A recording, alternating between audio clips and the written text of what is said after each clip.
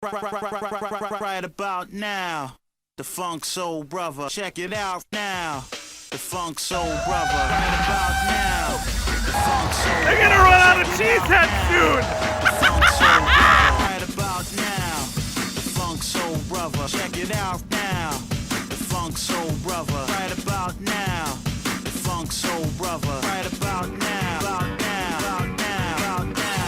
What is poppin', y'all? It's your man, Cloudboy Bales. Once again, here with my cousin Bryce. He is obviously leaving today. Sad. Boo. Obviously. Yeah. Everybody knows that I'm leaving today. Yeah, but anyways, it's good to have good company every once in a while. It is officially playoffs. Welcome to another episode of Misco Sports Weekly Wednesday Predictions. First round of the playoffs, Super Wildcard Weekend. 6 good matchups. Both the Baltimore Ravens and the San Francisco 49ers are on bye, so we will not see both those teams until next week. And lots of interesting matchups because big people, it's big time. Big time people are going back to face their old teams this week, which is crazy enough to think about it. Who's that? Hill in Kansas City? Yeah, Hill in Kansas City. McCarthy facing Green Bay. Stafford went back to the Lions. Even Cleveland and Houston have had themselves in some sort of thing going on where Watson got traded there, but even though he's not playing, it's still interesting. What about Philly and Tampa? Hey, I don't think they've played each other into the playoffs a lot though. Pittsburgh and Buffalo? I'm not scared of that one. But No, I'm anyways, saying if there's any players. Yeah, but we'll go over each matchup. If you like what you see, subscribe below, comment with your thoughts, and let's get on to it. First off, on Saturday, we got a doubleheader. First off, we have the Cleveland Browns taking on the Houston Texans.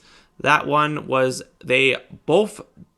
matchup took place not too long ago. Cleveland won that one. Houston did not have C.J. Stroud in this one. C.J. Stroud is back. I'm not sure if this makes a difference or not, but Cleveland's defense has been so fantastic at creating turnovers, and then Joe Flacco, because obviously Cleveland lost Deshaun Watson for the year. They tried going with P.J. Walker and Dorian Thompson-Robinson. It wasn't doing the greatest for them, so then they decided to go with a veteran. They picked up Joe Flacco, and he's done really well. Maybe it was their best decision. It was their best decision. He's actually been the best quarterback out of everyone for Cleveland. On the other hand, Houston, C.J. Stroud likely would win Rookie of the Year. I think he probably will win Rookie of the Year. He's having one amazing rookie season and leading Houston to the division title and the playoffs is definitely something great to see in your first year as a quarterback. Mm-hmm. Between the two teams, I think I'm going to go with Cleveland. I still think, even though these two teams faced Cleveland one the first time, I feel like since Stroud's a rookie, I'm not going to really believe that he'll come out of the gate right away and But I think Houston will definitely be a team that will contend in futures. I just think Cleveland has more of an upside. What about you? My brain tells me Cleveland. All right, we're both going Cleveland. I'm not going Cleveland. My brain tells me Cleveland, but my heart tells me Houston. Oh. I think Cleveland's defense, especially Garrett's, going to give Stroud a hard time. And, of course, Flacco's playing really good. But yeah, I don't know. I think there's just something that's got like a special thing about them at Houston. So right. Especially with their quarterback. So I'm going Houston. Okay, Houston, we have a problem. Home team. Well, Houston is the home team. That's what I'm saying. Yeah, but I think it will be a good game. I think it will be. All right, next up, we have the Miami Dolphins taking on the Kansas City Chiefs. Both those teams faced off earlier into the season in Frankfurt, Germany. Kansas City won that one, 21-14. After leading 21-0, Miami almost came back and made it a game, but it still wasn't enough. But these two teams facing off on Peacock for the very first time in playoff history. I give credit to Roger Goodell for putting this game on Peacock so the Swifties have to pay for it. So, good move by that one, Roger. On the other hand, Miami has not won against a 500 team all year, despite they had the they would have had the number 1 seed, but they just collapsed this month. They just couldn't win games. All their games they lost, all against teams like over 500. They cannot beat a 500 team. And that's why I don't think anyone's really taken Miami serious at all. I know they got Tyreek Hill. I know they got fast receivers. But no one's taken Miami serious at all. And the same thing with Kansas City. Literally, Kansas City, even though despite them winning the division, they look really weak this year. Like, Kansas City looks beatable. What's their record? Well, despite, I think their record's like... 11-5? Yeah, 11-6. Oh, 11-6. Yeah, I think 11-6. But despite their record, Kansas City they don't look that good. They don't really have receivers that are dependable. Travis Kelce is aging. They're really relying on the running backs to really get them through games and their defense. And Kansas City, Patrick Mahomes is a good quarterback, but the stats that he's putting up this season aren't no even one to throw to. He's got no one to throw to. And, Kadarius Toney. Yeah, who always drops the ball. I mean, literally, Marquez Valdez-Scantling. Best plays dropping the ball. Literally, all his receivers always drop the ball. That's unfortunate. But looking at this matchup, Kansas City has gotten through wins because of their defense, and I feel like Miami, because they're a team that just doesn't seem to win over teams against 500. This will be another close game, but I feel like Kansas City is going to take this one just because because Patrick Mahomes knows how to win games.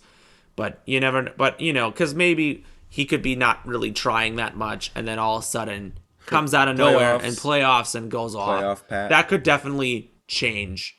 But I'm going to say Kansas City wins. Definitely. Yeah, I got Kansas City too, just because Miami's so injured. Yeah, that's another thing. They've been making a lot of mistakes, beating themselves, and Kansas City's at home. Yeah. So I think it has a potential to be close. Right. But I don't know. Yeah. Miami will probably play with some oomph because you got Tyreek Hill. got them last They got Tyreek Hill, Tyreek Hill doesn't matter how much you got. If you have Tyreek Hill, you're going to be a great You're going to be in the game because he can go for a touchdown any play. Well, yeah, that's true. But I'm going to go with Kansas City. Yeah. Especially because Miami's just really injured. Yeah, I do too. All right, going on to Sunday, we have a triple header. First off, we have the Pittsburgh Steelers taking on the Buffalo Bills. That's an easy one. I feel like that's an easy one. We're going to say Buffalo wins this one. Only because I think no one really wanted to see Pittsburgh in the playoffs. And it's like they're continuing to start Mason Rudolph because I guess Pittsburgh's going upward. But two, Pittsburgh's without TJ Watt. And if they don't have TJ Watt in there, it's going to be really hard to give pass. The pass rush is going to be really hard.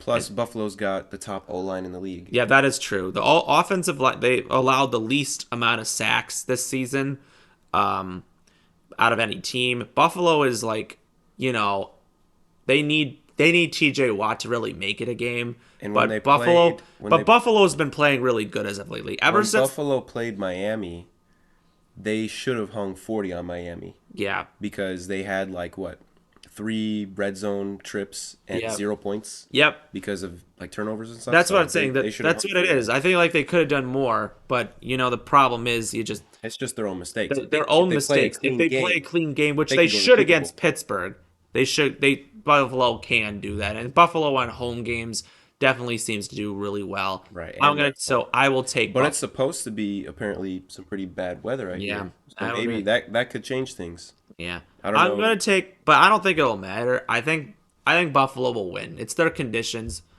but it's always bad, and they've been able to manage. Right. I'll take Buffalo. Yeah. Okay, next up we have the Green Bay Packers taking on the Dallas Cowboys. In Dallas. Undefeated in Dallas. The Green Bay Packers, ever since AT&T Field has became relevant, the Packers have not lost there. Including the Super Bowl, where we won that 1,800 years ago. 1,800 years ago, which seems forever. Dallas Cowboys right now are having... Dak Prescott is probably having the best season of his career. CeeDee Lamb is playing out of his mind. They have a great offensive line. Their defense is so phenomenal at taking over turnovers. And also, Dallas has not lost a home game this year. Yeah. Dallas looks really good this year. And I think, despite the last couple of years where everyone says Dallas is overrated, McCarthy's got to go, this is this is the make or break year, for Dallas. I mean, if Dallas loses in the playoffs this season, it's pretty obvious that Mike McCarthy is going to get fired. Maybe. I mean, I know you're saying maybe, but I think he will get fired.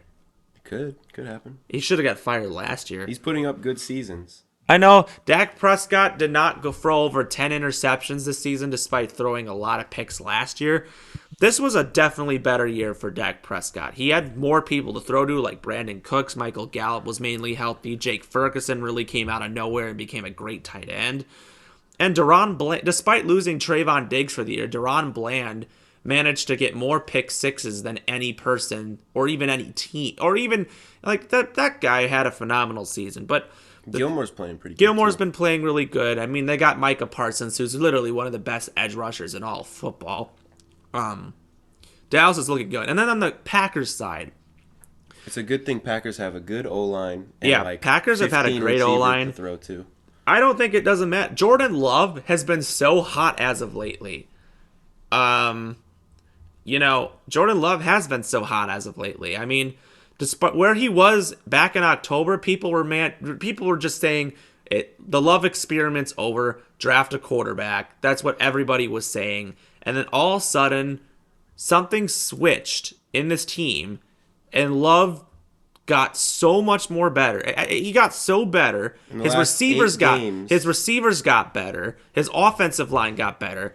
The defense, it still sucks. But the last two games, the defense played good. But the thing is, the Packers really look like a team that can play up to their competition. And I think that's what's really crazy. They went into Detroit and won in Thanksgiving. They beat the Chiefs.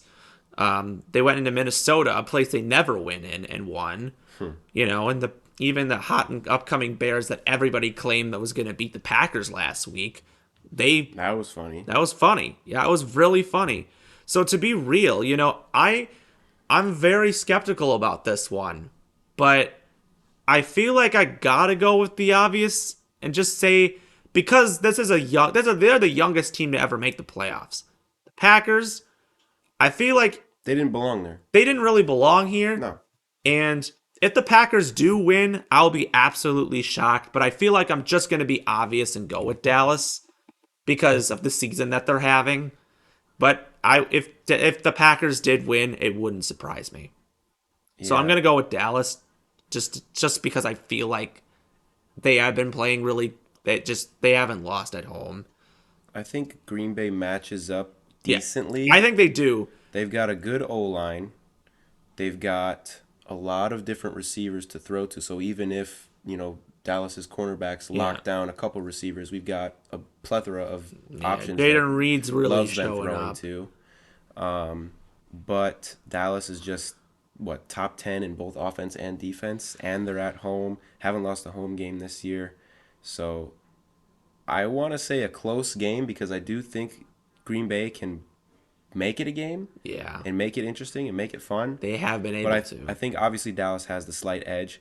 The only way I think Green Bay can win outright is if they win the turnover battle and cause some turnovers. But they haven't done well this season. That's not something they're good at. So if Green Bay wants to make a run in this playoffs, they've got to start generating some turnovers. Yep, I'm going to say, because of the Joe Barry's defense, I feel like those were good performances the last 2 weeks, but you still got to let him go. They still got to let him go, and I feel like the defense is just not going to do that great, and I feel like Dallas probably will slightly win and get the edge here. We'll see. It'll be great. It'll be great if they won, but we'll see. I think it'll be closer than people think. Okay. Next up, we have the Los Angeles Rams taking on the Detroit Lions for Sunday Night Football. This one's good script. This is the biggest script of the season. Obviously, Detroit traded Matthew Stafford for Jared Goff. Both teams switched like 3 years ago. In that time, Matt Stafford won the Rams a Super Bowl. Jared Goff has definitely been part of this rebuild for Detroit. Dan Campbell has really showed how good of a coach he actually is. Man has balls of steel. Doesn't really even care. But I guess that's what it takes to win games. I mean, having someone like that, really gutsy, that's what it takes to win games. I mean, he's literally the James Holzhauer of football. If you know what that is, he's that Jeopardy guy that literally is like phenomenal. But that is literally what it is. The Rams, on the other hand, when the Rams are healthy, they play phenomenal. They are a team that is scary. Last year, we saw that the Rams were not healthy, and look how bad they were. This year, the Rams still have Aaron Donald on their defense. They still always have a good defense, but they've been playing really well. Matthew Stafford when he's healthy, Cooper Kupp when he's healthy, really good. And how about Puka Nacua? Literally an undrafted free agent, literally has more receiving yards than anybody else. Is insane. Having Cooper Kupp and a rookie that no one even knew and saw coming really showed up this season. And then he balled out. And as of recently, Kyron Williams, their running back, has been playing out of his mind. Who is it? Their running back, Kyron Williams. Oh. So to be real, the Rams have looked like they're a team that can compete. They've been there before. Matthew Stafford has been there before. The Detroit Lions have not. Yeah, and I'll be honest with you, I think that even though I feel Detroit is a team that knows their playoff history is terrible, and to be real, I'm going to pick the Rams to upset the Lions. Yeah, I'm going to go with that too. I think on paper Detroit is a better matchup because they have they're one of the best offensive lines. Yeah. They're playing really well, both sides of the ball. But I just think Matthew Stafford coming into Detroit's going to do some Matthew Stafford magic, and he's going to come out with a win. I mean, it's going to be it's going to make for one of the greatest playoff games probably ever. I mean, they're scripting it for this to be. But Detroit, I don't know if they're scripting it, but if they did, good Detroit job. has a huge future. Like Detroit's future, what but happened. Detroit. It's Detroit for what Lions. they happened this year, because of this is their first ever time Next in the playoffs. year they're going to collapse. That could happen. They're going to collapse. That could happen. But Detroit definitely is what a season they had for winning the division for the first time in 30 years is incredible achievement. But we'll see what happens. I'm going to actually say the upset here. Rams get the win for the way they've been playing as of lately. I got that I think too. a lot of people aren't really giving them any credit. They can win. And then Monday Night Football, the last Monday Night Football game of the season. The most mid game of the And playoffs. I feel like it's the most mid game of the playoffs. It's I mid. wish they could have done better. They always seem to put the Tampa Bay game on Monday. I don't know what it is. That's what they did last year. in Tampa. It's in Tampa Bay, too. The Philadelphia Eagles taking on the Tampa Bay Buccaneers. Tampa Bay won the division, literally had like the worst. They were like the worst division. I mean, Carolina was so bad this season. The Saints were so mid. The Falcons are an absolutely coached joke. Tampa Bay won it because There was nobody else. there was to no win. one else really to win There was it. nobody else to win it. Baker Mayfield really did well this season for Tampa Bay. Going to Philly just...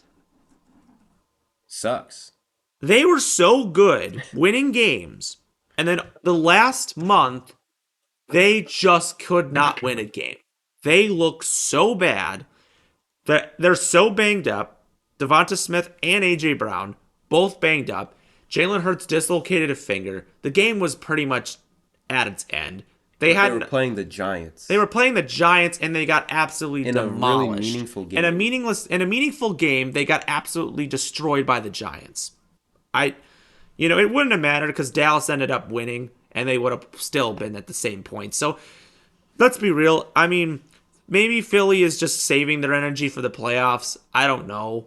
But the way they've been playing lately, it's hard to even want to pick Philly to win games because I had Jalen Hurts on fantasy, and he's been just really disappointing. Like, his performance, his production has been really disappointing. And when they ban the tush push next year, I think a lot of people are really going to see that he's going to struggle. I mean, I said that's how rushing quarterbacks are. I mean, Cam Newton had one great MVP season, and after that, he dipped. The same thing, Jalen Hurts is not, he's very similar to Cam Newton's play style. He's going to fall apart. And Jalen Hurts could definitely not be the same quarterback again. It's possible. Because I feel like even though Tampa Bay could only put up 9 points against the Panthers, I don't really know what to say. Tampa Bay, their offense is not the greatest. They have weapons, but they've gotten through because of their defense. I feel like this is going to be a low-scoring game. Both these teams faced off earlier in the year, like maybe week 3, I think it was, and Philly ended up winning that game.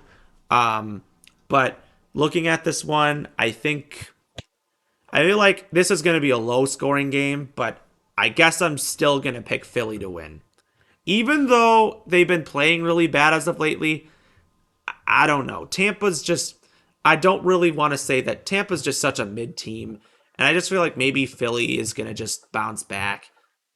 Maybe they're just on a bad streak and maybe they'll wake up in the healthy. And if they're not healthy, maybe I'll say if they're down Brown and Smith. If they're down Brown and Smith, I don't see how Philly will even make it out. Yeah. But you know what? Yeah, you know what? I'll change it. I'm picking Tampa. I'm going to go Tampa Bay just because they're at home. Yeah. I'm actually going to pick Tampa. I saw that Zinton in Baker Mayfield's pocket. Yeah, I'm going. I'm going with Tampa Bay. I forgot about that. I'm going to go Tampa just because I think it will be low scoring too, and I just think the Tampa crowd being home, there's going to be some fire. They have the postseason experience from the last couple of years. I think they'll win. Baker Mayfield doesn't seem like he makes a lot of mistakes. At least he hasn't really made many mistakes this season. This season was actually a really good year. Hurts just, if you take away all the tush-push touchdowns, Hurts really isn't that good. So if you like what you see, subscribe below, comment with your thoughts, and as always, this will be a great round of playoffs for sure. Yeah, it'll be fun. We'll see what happens next week. Obviously, 4 games to compete for the division, and the week after, 2 games, and then we got a Super Bowl a couple weeks later. So, should definitely be interesting playoffs. It'll be fun, except that Philly and Tampa game. We will see you next time.